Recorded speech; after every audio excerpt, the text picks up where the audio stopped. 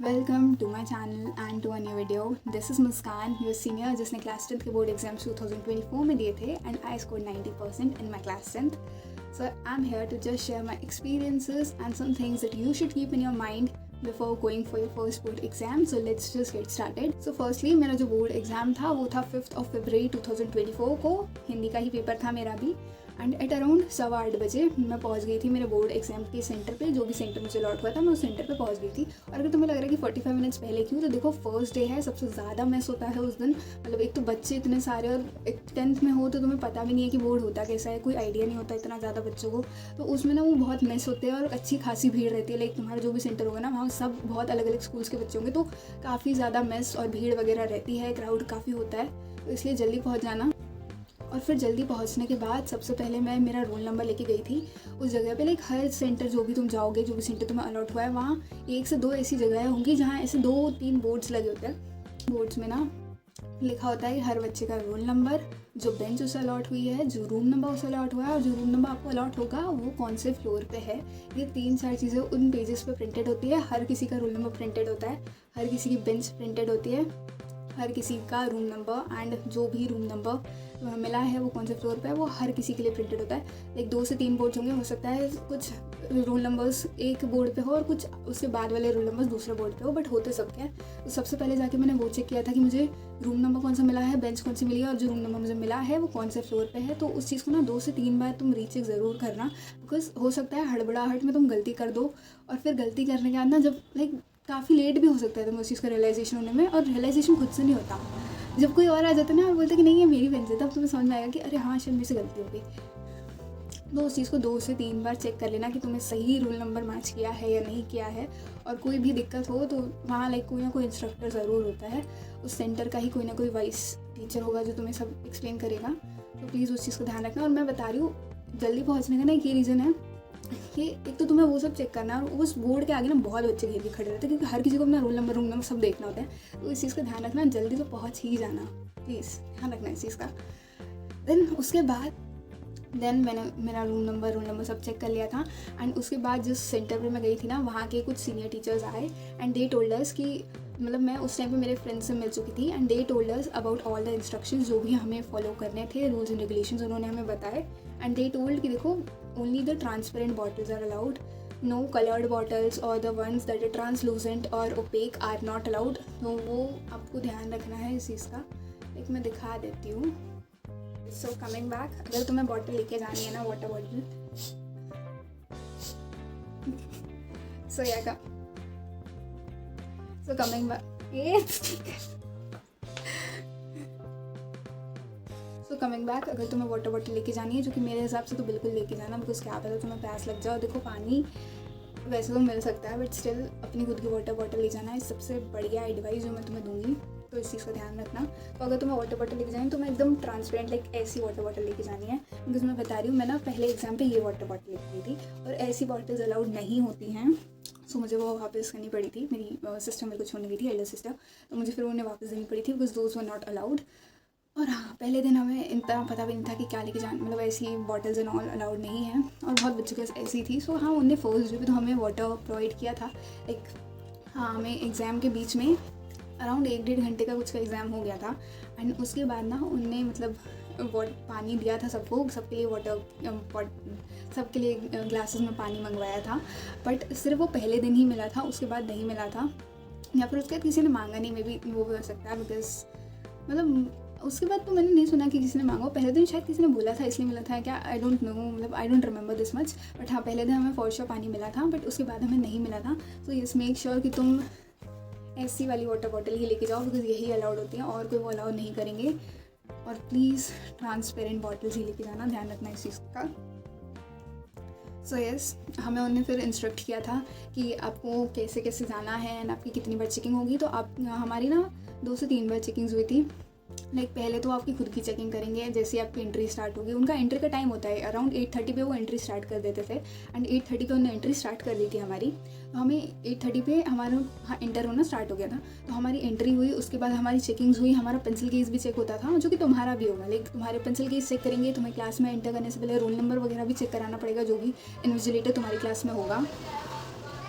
कई बार होता है वो रोल नंबर का थोड़ा सा ना वेरिएबल रहता है कि वो होगा या नहीं होगा, बट हाँ अधिकतर इन्विजिलेटर्स रोल नंबर भी देख लेते हैं और तुम्हारा रोल नंबर मैच कर लेते हैं कि वो बेंच पे ना रोल नंबर लिख देते हैं, लास्ट के 3 से 4 डिजिट्स वो लिख देते हैं और फिर तुम उस हिसाब से बैठ सकते हो। तो वो तुम्हारा इन्विजिलेटर रोल नंबर भी चेक करेगा तुम्हारी क्लास में एंट्री होने से पहले, और उससे पहले तुम्हारा पेंसिल केस चेक होगा, तुम्हारी खुद की चेकिंग होगी, जिन सब में अच्छा खासा टाइम लग जाता है। तो प्लीज़ इस चीज़ का ध्यान रखना कि टाइम तुम्हारे पास हो, जल्दी पहुँचना, लेट मत होना।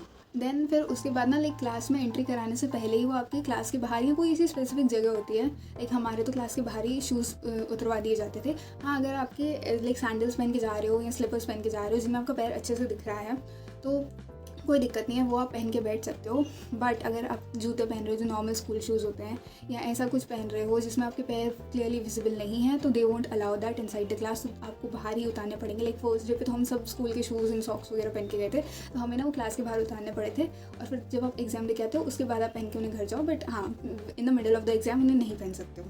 तो इस चीज़ का फर्स्ट ध्यान रखना कि या तो ऐसे सैंडल्स या स्लीपर्स पहन के जाना जिनमें तुम्हारा पैर पूरा अच्छे से दिख रहा है, या फिर शूज़ पहने हैं तो वो उतरवा देंगे तुम्हारे किसी न किसी एक स्पेसिफिक जगह पे, तो तुम देख लेना तुम्हें जैसे सही लगे। बट हाँ मतलब शूज़ अलाउड होता है बट वो उतारने पड़ते हैं, तो इस चीज़ का ज़रूर ध्यान रखना। देन हमें ना अराउंड 15 मिनट पहले आंसर शीट दे दी गई थी। क्यों दे दी गई थी? क्योंकि हमें उसमें OMR फिल करनी थी। And please it's a genuine request, अगर तुम इंट्रोवर्ट हो, बहुत ज़्यादा ही इंट्रोवर्ट हो और उससे भी ज़्यादा इंट्रोवर्ट है तो भी उस दिन इंट्रोवर्ट मत बनना। अगर तुम्हें OMR का आइडिया नहीं है कि OMR कैसे फिल करनी होती है या तुम्हें किसी भी चीज़ में कन्फ्यूजन हो रहा है ना, प्लीज़ आस्क द इन्विजिलेटर जो तुम्हारी क्लास में है, बिकॉज वो तुम्हें अच्छे से गाइड करेंगे। नो डाउट वो सबको आके गाइड करते ही हैं कि आपको कैसे कैसे फिल करना है, बट अगर तुम्हें कोई भी कन्फ्यूजन हो रहा है ना तो गलतियाँ मत करना। OMR में कोई गलती नहीं होनी चाहिए, इस चीज़ का बिल्कुल ध्यान रखना, इंश्योर दैट। तो हाँ OMR अच्छे से फिल करना, और please roll number, serial number, school code, इन सब में ना कोई गलतियाँ मत करके आना, इन सबको अच्छे से भर के आना। बाकी तो तुम्हें वो गाइड करेंगे ही। एंड जो तुम्हारी OMR होती है उसके पीछे भी मतलब अधिकतर बच्चों ने देखी होगी ना कि सैम्पल OMR कैसी होती है। जो तुम्हारी आंसर शीट है उसमें तुम्हारे सबसे फ्रंट पेज होगा, सबसे पहला वाला, उस पर तुम्हारी OMR होगी जो तुम्हें फिल करनी होगी, उसके नेक्स्ट पेज पे एक सैम्पल OMR फिल्ड होती है, तो तुम उसको देख के भी फिल कर सकते हो। बाकी जो इन्विजिलेटर होगा उससे भी पूछ सकते हो, वो भी तुम्हें आके गाइड थोड़ा थोड़ा करेंगे। बट हाँ इस चीज़ का बिल्कुल ध्यान रखना कि तुम उस OMR में कोई गलती ना करो। अगर इंट्रोवर्ट भी होना तो प्लीज़ थोड़ी हिम्मत जुटा के पूछ लेना जो भी इन्विजिलेटर है उससे, ताकि कोई भी कन्फ्यूजन ना हो और कोई गलती ना करना। Please make sure that. So yes हमें 15 मिनट पहले OMR दे दी गई थी, मतलब आंसर शीट दे दी गई थी। क्योंकि MP बोर्ड में ना कोई रीडिंग टाइम ऐसा एक्स्ट्रा आपको नहीं मिलता है, तो हमें पेपर एग्जैक्ट 9 बजे दिया गया था। हिंदी का पेपर था। यस हमें फिर पेपर मिला, उसके बाद लाइक बस वो 3 घंटे फिर तो आपको लिखना है, जैसे आपको सॉल्व करना है बस करो, बस पूरा क्वेश्चन पेपर अच्छे से अटेम्प्ट करो, सारे आंसर लिखो।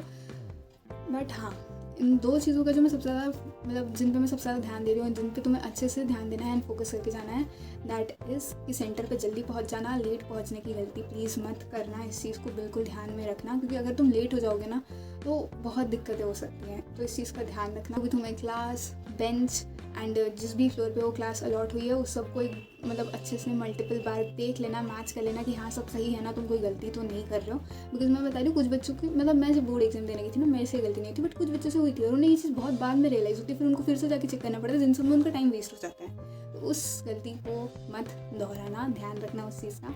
बाकी तुम्हारी चेकिंग्स होंगी, लाइक सिंगल से मल्टीपल चेकिंग्स होंगी। तुम्हारा पेंसिल केस भी अच्छे से पूरा वो खोल के एकदम चेक करते हैं कि कोई भी चीज़ ऐसी तो नहीं है जो नहीं ले जानी चाहिए, तुम उसे लेके जा रहे हो। हाँ तुम भी इस चीज़ का ध्यान रखना। बाकी एक चीज़ और ध्यान रखना कि तुम एटलीस्ट जितने पेन्स तुम्हें लग रहा है, पेन्स एंड पेंसिल्स जो भी स्टेशनरी तुम ले जा रहे हो, तुम्हें लग रहा है ना कि इतने मेरे को चाहिए, इतने मेरे काम आएंगे, तो उससे एक ज़्यादा ही रखना। लाइक अगर तुम 4 ब्लू पेन्स रखते हो 5 रख लेना, बिकॉज अगर तुम्हारा एक भी पेन काम करना बंद कर गया तो तुम किससे मांगोगे। लाइक इस चीज़ का ध्यान रखना। जो भी लेके जा रहे हो स्टेशनरी कोशिश करना कि वो 2-3 ले जाओ, ताकि अगर तुम्हारा एक फंक्शन ना भी करे तो तुम दूसरे का यूज़ कर सको। सो हाँ 15 मिनट पहले तुम्हें OMR शीट मतलब आंसर शीट दे दी जाएगी जिसमें तुम्हें OMR फिल करनी होगी। एंड उसके बाद एग्जैक्टली 9 बजे तुम्हें पेपर मिल जाएगा। फिर उसके बाद तुम्हें बोल दिया जाएगा कि पेपर में अपना रोल नंबर फिल कर दो, जो कि अच्छे से कर देना, इग्नोर मत मारना उस चीज़ को। फिर उसको फिल करने के बाद you can start with like तुम्हें पहले पेपर पढ़ना है, तुम 10 मिनट लगा के पेपर पढ़ लो, तुम्हें सीधे स्टार्ट करना है तुम स्टार्ट कर लो, वो तुम्हारे ऊपर होता है। बट हाँ उसके बाद सिर्फ 3 घंटे तुम्हें सिर्फ खुद के पेपर पे फोकस करना है। और हाँ इस चीज़ का ध्यान रखना कि पानी लेके जा रहे हो। लाइक मैंने बताया कि हमें 4 लीटर प्रोवाइड किया गया था, उसके बाद नहीं किया गया था क्योंकि उसका शायद किसी ने मांगा नहीं था। उसके बाद वो समझ गए थे कि बच्चों को समझ में आ गया कि अगर उनको पानी चाहिए तो उन्हें खुद लाना पड़ेगा या ट्रांसपेरेंट बॉटल्स एंड ऑल, मतलब वो तब सब कन्फ्यूजन को क्लियर कर चुके थे। तो उसके बाद तो हमें ऐसा कुछ नहीं मिला था। बट हाँ, मैं तुम्हें यही सजेस्ट करूँगी एज अ सीनियर, मेरे सजेशन को थोड़ा रिस्पेक्ट करना, मान लेना, पानी लेके जाना। बिकॉज नर्वसनेस में ना वो प्यास लगती है, लाइक मुझे तो लगती है। तो हाँ, मैं हमेशा लेके जाती हूँ, मेरा कोई भी एग्जाम हो पानी तो फॉर लेके जाती हूँ। ट्रांसपेरेंट बॉटल ही हो, भले छोटी बॉटल हो बड़ी बॉटल हो, लाइक छोटी सी बॉटल ले जाना बट लेके ज़रूर जाना खुद के लिए पानी। और एक चीज़ का और ध्यान रखना, देखो अच्छा इंसान बनना अच्छी बात है, बट अगर तुम्हें किसी और को पानी देना है, लाइक हो सकता है तुम्हारा ही कोई क्लासमेट, तुम्हारा ही कोई स्कूल का पहचान का दोस्त है, वो अगर तुम्हारी क्लास में है और तुम्हें उसे पानी देना है, लाइक वो नहीं लाया और please ask the invigilator for that. Because बिना उनसे पूछे ऐसी कोई हरकत मत करना जिससे तुम्हारे लिए कोई भी टेंशन क्रिएट हो, कोई भी दिक्कत हो। इन सब चीज़ों का ध्यान रखना। बाकी तुम्हें एग्ज़ाम देने के एग्जैक्ट 3 घंटे मिलेंगे। हालांकि इस बीच में ना तुम्हें फॉर श्योर आके मतलब जो इन्विजिलेटर होगा वो तुम्हारे साइन कराएगा, जो उनके डॉक्यूमेंट्स वगैरह होते हैं, जहाँ पे भी तुम्हें साइन करना होगा। साइन करने का ये ज़रूर ध्यान रखना कि जहाँ पे तुम्हें साइन कर, मतलब जो वैसे तो इन्विजिलेटर साथ में आके ये कराता है, बट ज़रूर ध्यान रखना कि तुम अगर हिंदी का पेपर है तो हिंदी वाले सेक्शन में ही साइन कर रहे हो। वरना कुछ बच्चे ना हड़बड़ाहट में ऐसी गलती कर देते हैं कि वो हिंदी का पेपर था और लाइक इंग्लिश के पेपर में साइन कर दिया नॉल। तो उन सब चीज़ों को ध्यान रखना, लाइक जो हिंदी का कॉलम है ना उसी में साइन करना है अगर तुम हिंदी का पेपर देने जा रहे हो, तो उस कॉलम का भी ध्यान रखना। बाकी तुम्हारा मतलब इन्विजिलेटर भी ये सब देखेगा कि तुम कैसे कर रहे हो, क्या वो सब ध्यान देते हैं, बोर्ड में आके वो चेक करते हैं नॉल। मतलब वो सामने आके ही तुम्हें बताते कि यहाँ साइन करना है और तुम्हें कर देना है। और बाकी तुम्हारा इन्विजिलेटर भी थोड़ी बहुत देर, लाइक अराउंड 9 बजे, उसके थोड़ी देर बाद ही जब तुम्हें क्वेश्चन पेपर पार्ट दिए जाएंगे उसके बाद आके तुम्हारी आंसर शीट में सिग्नेचर करेगा। देख लेना आंसर शीट में जो भी मतलब OMR है उसे अच्छे से फिल करना, कोई गलती मत करना, try your best to avoid any mistakes. बाकी तुम्हें सैम्पल OMR मिल जाएगी, तुम चाहो तो अभी भी तुम उसका प्रिंट आउट निकाल के प्रैक्टिस कर सकते हो ताकि तुम एक्चुअल बोर्ड एग्जाम में कोई भी गलतियाँ ना करके आओ। फिर उसके बाद सिर्फ 3 घंटे ना तुम्हें पेपर लिखना होता है। तुम चाहो तो बीच में पानी वानी पी सकते हो, उसकी कोई दिक्कत नहीं होती, बट हाँ 3 घंटे तुम्हें अच्छे से पेपर लिखना है। अच्छे से पूरा पेपर अटेम्प्ट करना, कुछ भी छोड़ के आने की गलती मत करना, पूरा लिख के आना। अब वो तो फिर वो 3 घंटे ना तुम्हारे मतलब वो ऐसा होता है कि तुमने साल भर क्या किया या तुमने आखिरी के टाइम पे भी कितनी पढ़ाई की, वो उस चीज़ पर डिपेंड करता है। बट यस, उस टाइम पे सिर्फ लिखना होता है, उस टाइम पे और कोई इतने खास डिस्टर्बेंसेस नहीं होते हैं, सब अपना अपना पेपर सॉल्व करता है। एंड उन 3 घंटे के पेपर को सॉल्व करने के बाद तुम्हारा इन्विजिलेटर आएगा। लाइक मेरे साथ ये था कि इन्विजिलेटर आता था, अब फिर उसका सबकी आंसर शीट्स को कलेक्ट करते हैं। उसके बाद वो टोटलिंग करते हैं कि आंसर शीट सारी है या नहीं, और फिर वो टोटलिंग करने के बाद उनकी टोटलिंग हो जाती है, मतलब जो उनकी टोटलिंग हो जाती है ना उसके बाद दे विल अलाउ यू कि अब आप जा सकते हो। उसके बाद आप जा सकते हो, आपका पेपर हो चुका है, आपकी छुट्टी हो चुकी है। And yes, that is how boards look like.